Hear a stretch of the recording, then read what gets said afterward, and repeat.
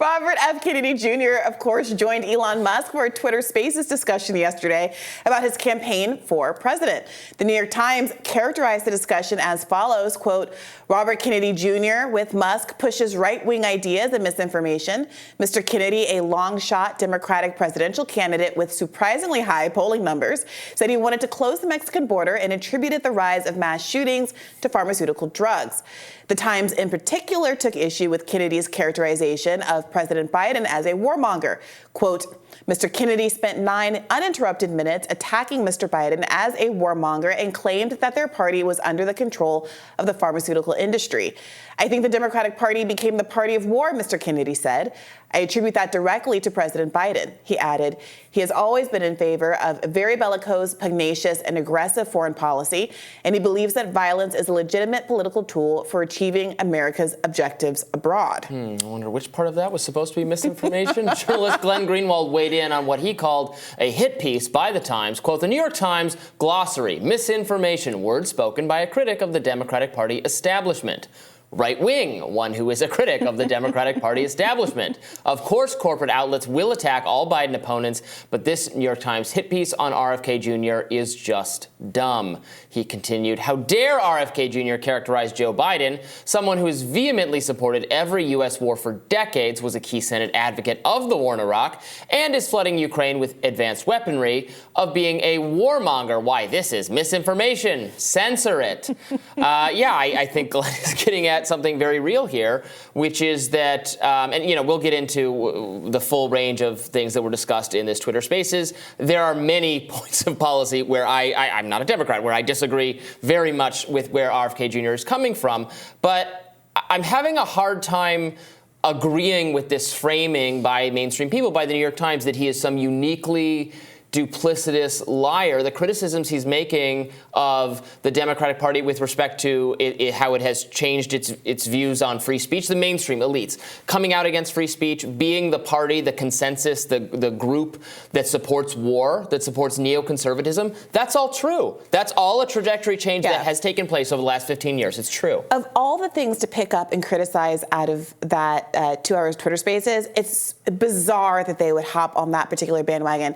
I mean, not only did he say a lot of true things about the origin of the war in Ukraine, the provocations of Biden as VP under Barack Obama in the region, he talked about the way that the Democratic Party became aligned over time with the pharmaceutical industry.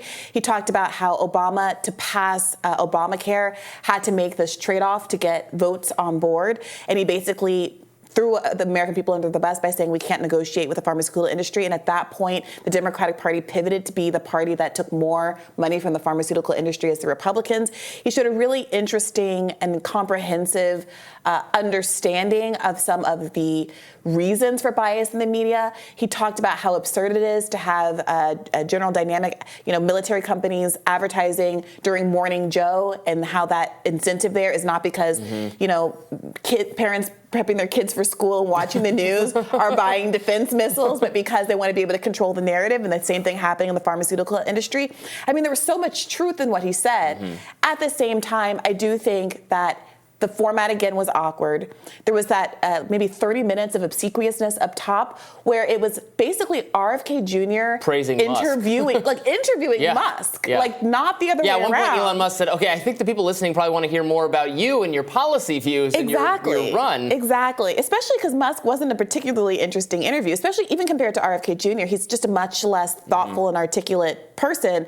But there was a lot of over-the-top praising, in my subjective opinion, of Elon Musk in the platform as a free speech portal.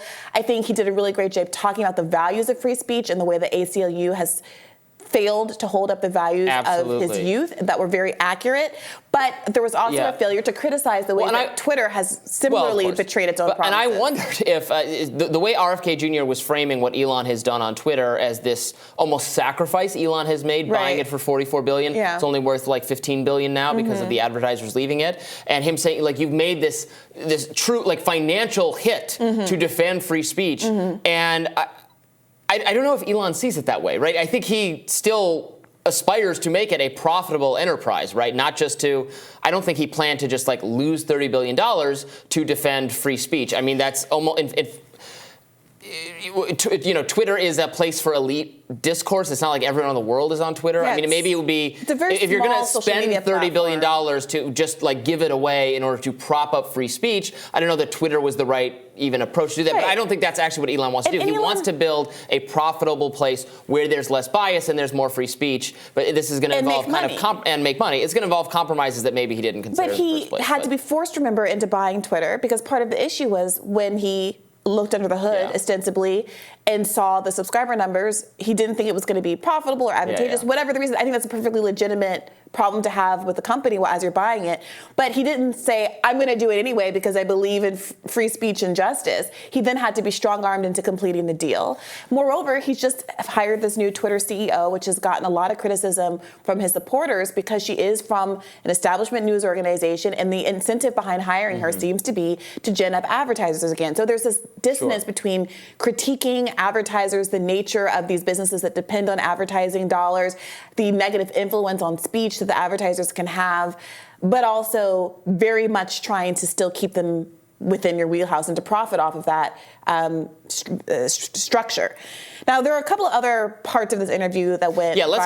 Let's get to the actual meat of what he said on the pharmaceutical industry, guns and mass shooting. So I don't agree with. He very strongly linked mass shootings in the country to Prozac. Mm-hmm. So I think it is totally legitimate to criticize the over-medication of, in particular, young people that has occurred over the last several decades. We can look at self-reported rates of mental health and suicide and attempts among young people, and they have not improved over time. They've gotten a lot worse, in fact, over the same time period where there's more young people taking antidepressants and that kind of thing. I think it is perfectly legitimate to question whether all of this has been necessarily good for young people, whether there is a desire among policymakers or doctors in coordination with the pharmaceutical industry to just write prescriptions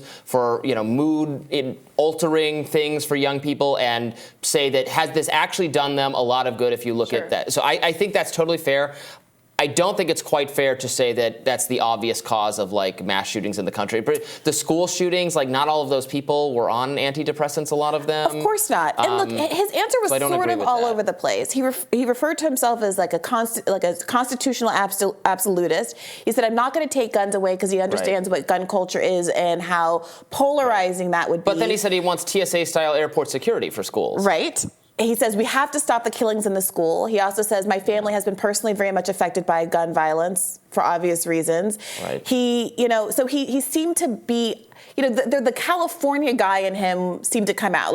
I understand, what it felt like was if I had my druthers, yes, we wouldn't have guns. Mm-hmm. But I understand that people have an investment in the Constitution. I think the constitutional principles are important, and I understand that gun culture is important.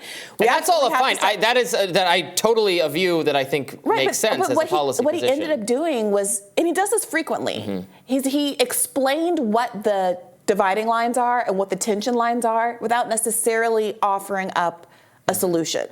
Now, in the conversation about the border, it was a little different. He very much did take a strong stand saying that we need to shut down the border. He said in earlier conversations that, in an earlier interview, I think with Krista Ball, that he looked to the Israeli model of border patrol as what we should implement in America, which rankled a lot of his left audience. I'm sure it satisfied the more right-leaning audience that was on the Twitter Spaces, or at least invited to speak on the Twitter Spaces. But I think these kinds of interviews are going to very quickly reshape who constitutes his particular audience. The less he said, the more he could be more things to all people. But between this, the whole colloquy about Israel that we talked about yesterday, I don't know that those numbers that he's getting right now are going to hold unless he is able to frankly expand the more conservative-leaning part of the populace, and whether or not those people are going to be sufficiently concentrated in states with open primaries that can actually vote for him is a really difficult question he's going to have to wrangle with. You did see this a little bit in the New York Times piece, where they're trying to grapple with, they have to grapple with the fact that he has very impressive numbers, and yes. they acknowledge that, and then they don't explain why that is, and they're yes. just kind of he's a long shot at 20%, like basically polling the same as DeSantis. Yeah. No, it's interesting. But he continues to do the media circle. We're looking forward to interviewing him some point on this show in the coming weeks, and we'll continue to talk about his electoral prospects and the whole rest of the gang. More Rising right after this.